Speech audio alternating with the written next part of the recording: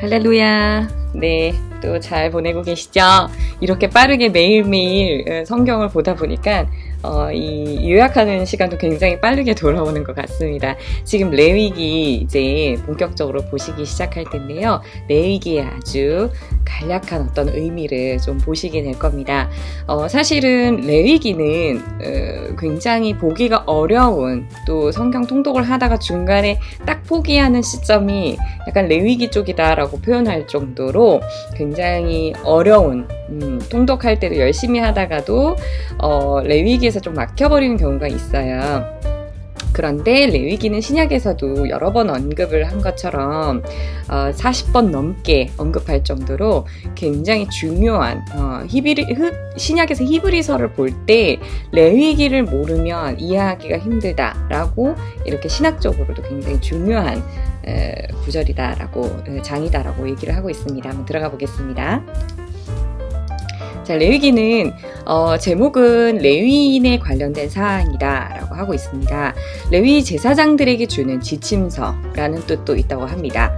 레위기는 출애굽기의 연속이죠. 출애굽기가 성막의 완성이 끝나고 자연스럽게 레위기는 여호와께서 회막에서 모세를 부르시고 라는 말씀으로 시작을 하면서 모세에게 성막에 관계된 어떤 제사법이나 성결된 삶을 살기 위한 성결법에 대해서 가르쳐 주십니다.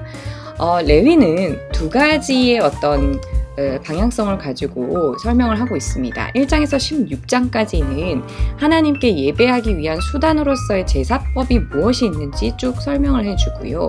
그 다음에 17장에서 27장까지는 하나님과 교제하기 위한 방법으로서 거룩한 삶을 살기 위한 어떤 성결법에 대해서, 그러니까 주로 법에 관련된 이야기를 다룬다라고 보시면 될 것 같습니다.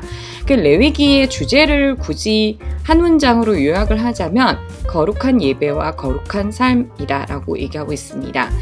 핵심 단어가 거룩이다라고 하는데요. 이 거룩이라는 단어가 90번 이상 사용되고 있고요. 이제 거룩과 관련된 핵심 구절을 보시면 너희는 거룩하라, 이는 나 여호와 너희 하나님이 거룩함이니라 19장 2절에 나와 있습니다. 이렇게 거룩한 예배와 거룩한 삶을 강조하는 이유가 뭘까요? 네, 역시나 우리에게 복을 주시기 위한 어떤 큰 어떤 하나님의 뜻이겠죠. 하나님의 백성들로 하여금 여호와의 임재를 경험하고 축복을 누리게 하기 위함이다 라고 하고 있습니다. 거룩의 어떤 의미는 굉장히 뭐랄까 불편한 어떤 의미도 좀 사실 있어요. 우리가 하나님 믿지 않는 사람과 구별된 삶을 사는 것, 하나님을 섬기기 위해 구별된 삶을 사는 것을 말을 하는데요. 그게 삶 속에서 사실 그렇게 잘 이루어지지 않을 때가 많잖아요. 그렇기 때문에 레위에서도 정말 사실은 쭉 이렇게 묵상을 하시다 보면 거룩한 것과 속된 것과 정결한 것과 부정한 것을 아주 상세하게 알려줍니다. 그런데 현대의 삶에서 과연 이것이 동떨어진 이야기일까라고 생각을 해보면 현대의 삶에서도, 저의 삶에서도 사실은 굉장히 와닿는 어떤 구절들이 꽤 많다라고 보시면 될 것 같습니다. 네, 여기서는 이제 제사법과 관련돼서도 많이 이야기를 다루는데요. 번제, 소제, 화목제, 속죄제, 속건제 5가지 제사의 의례와 절차를 다루고 있다고 합니다.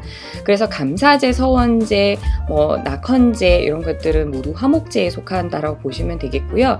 11장에서 15장의 정결법은 제의적 정결에 관심을 두고 제사를 할 때 왜 올려가는 그런 어떤 정결법이다라고 표현을 하는데, 음식, 출산, 악성 피부병, 유출병 이런 것들을 다루고 종교적 부정함과 정결함을 다룬다라고 보시면 되겠습니다. 이런 것들이 질병, 출산, 오염, 감염, 죄, 시체 이런 부정함을 가져오는 것의 어떤 원인이다라고 얘기하고 있고요. 제의적인 정결례와 희생제물을 통해서만 깨끗게 될 수 있다. 네, 1년에 한 번 이제 대제사장만이 지성소에 들어가서 이스라엘 백성들의 모든 죄를 속죄하는 어떤 제사법의 피날레를 하기도 하고요. 뭐 유대인들이 이런 어떤 규례를 지킨다라고 보시면 되는데, 죄로부터 자유로운 것. 우리는 이제 예수 그리스도였던 보혈의 피로 우리가 이제 구원을 받고 자유로워졌는데, 이때 당시에는 이런 어떤 제사법을 통해서 뭐 특히 동물의 피로 이렇게 제사를 막 지내고 하나님께 번제를 드린다거나, 뭐 가뭄이 있다거나, 아주 1년에 예로 가뭄이 심하다거나, 이제 질병이 있을 때 우리가 기도를 드리듯이 이렇게 피라는 단어가 90번 이상 나오게 되는 경우도 보실 수가 있겠습니다. 이제 우리가 언약 백성으로서 하나님과 교제하기 위한 삶이 이제 선행이 돼야 되고, 이것이 바로 거룩한 삶이다라고 하고 있는데요. 17장에서 27장은 거룩함을 요구하는 법들을 따로 모아놓고 성결법전이라고 불렀다고 합니다. 네, 이 부분의 핵심 구절이 바로 그 유명한 내 이웃 사랑하기를 내 자신과 같이 사랑하라.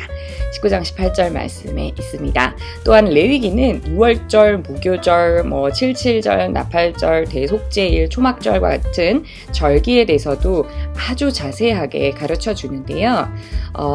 굉장히 상세한 하나님을 우리가 경험하게 됩니다. 그죠? 이런 절기들은 여호와가 하신 일을 상기시킴으로 인해서 절기들을 지킬 때마다 하나님과의 관계가 더 아주 밀접하게 유지가 될 수 있고, 1년에는 우리가 하나님을 기억할 수 있는 뭐 7일째 안식일, 7년 안식년, 그리고 7년이라는 기간 동안 7번 반복하고 50년째는 회년을 선포하는 규정도 나오고 아주 상세한 규정들이 쭉 나옵니다. 그래서 이제 레위기를 보시면 조금 의아하죠. 매번 이렇게 동물 제사를 드리고 피가 나오고 이런 것들하고 지금 신약에서 나오는 어떤 예수님의 모습하고는 굉장히 다른 어떤 모습을 보여주고 있는데요. 그러니까 영구적인 제사와 대조를 이루는 것이 예수님의 행적이고, 우리는 예수님의 피로 단번에 정결하게 되었어요. 하나님 앞에 나아갈 수 있는 자격을 얻었죠. 그래서 예수님께서 십자가에 못 박히시고 우리 인류의 구원을 위해서 하나님께서 이제 예수님께서 보혈의 피를 흘리시며 우리가 그런 자격을 얻게 되고 또 정결케 됐습니다. 그래서 우리는 사실은 지금은 여기에서 얘기하고 레위의 어떤 규범이나 음식 규례나 정결법에 해당이 되지 않는다라고 보시면 될 것 같고요. 네, 우리 예수님의 어떤 피로 의롭게 되었기 때문에 이 모든 요구를 만족시키는 어떤 특권을 예수님의 자녀로서의 특권을 누리게 됐다고 합니다. 우리가 레위기를 자세히 묵상하면 할수록 얼마나 큰 은혜를 입었는지, 또 그 넓이와 깊이를 아주 상세하게 이제 보게 됩니다. 그죠? 그래서 예수님의 피는 우리를 온전하게 깨끗하게 하신다는 사실을 우리가 기억하면 될 것 같고요. 또 이어서 민수기로 이제 또 들어가게 됩니다. 이제 며칠만 지나면 금방 민수기까지 가는데, 이게 출애굽, 레위, 그 다음에 민수, 이게 연속성이 있죠. 그래서 출애굽에서는 성막이 완성되고, 레위기에서는 이제 제2제도 이런 어떤 법들이 완비가 된 후에 이제 민수기는 가나안 땅으로 들어갈 때 어떤 준비의 어떤 과정들을 쭉 보여주게 됩니다. 그래서 레위까지 힘내셔서 보시고 민수기에서 다시 뵙도록 하겠습니다. 감사합니다.